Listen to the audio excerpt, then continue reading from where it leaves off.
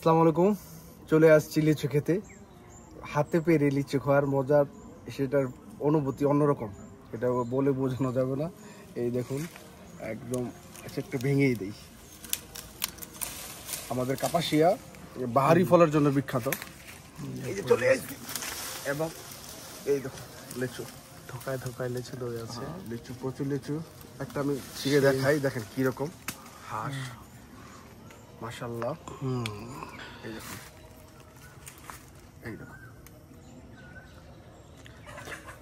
কিরে কিরে, ও মাই গড, মধু মধু, সবার দাওয়াত চলে আসবেন। সেই সাত কাপাসিয়া পাশে উপজেলা গাছের মধ্যে ফুলবাড়িয়া গ্রামে দেখাই যাইতেছে না লিচুর বাম্পার ফলন হয়েছে। একটু জুম করে দিতে পারেন, হ্যাঁ জুম করে পারেন। একদম এগুলো পিওর লিচু। চলে আসবেন।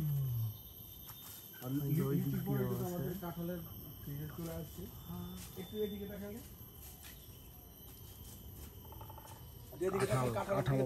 কাঁঠাল হয়েছে। এই দেখেন মাশাআল্লাহ, মাশাআল্লাহ, এবারে বাম্পার ফলন হয়েছে ইনশাআল্লাহ। মোটামুটি এক সপ্তাহ 10 দিন পরে মোটামুটি কাঁঠাল খাওয়ার উপযুক্ত হয়ে যাবে। একদম পিওর ফলন নিমিত্ত চলে আসবে, সবার দাওয়াত রইল। সুন্দর, চলে আসবেন, বিশেষ করে লিচু।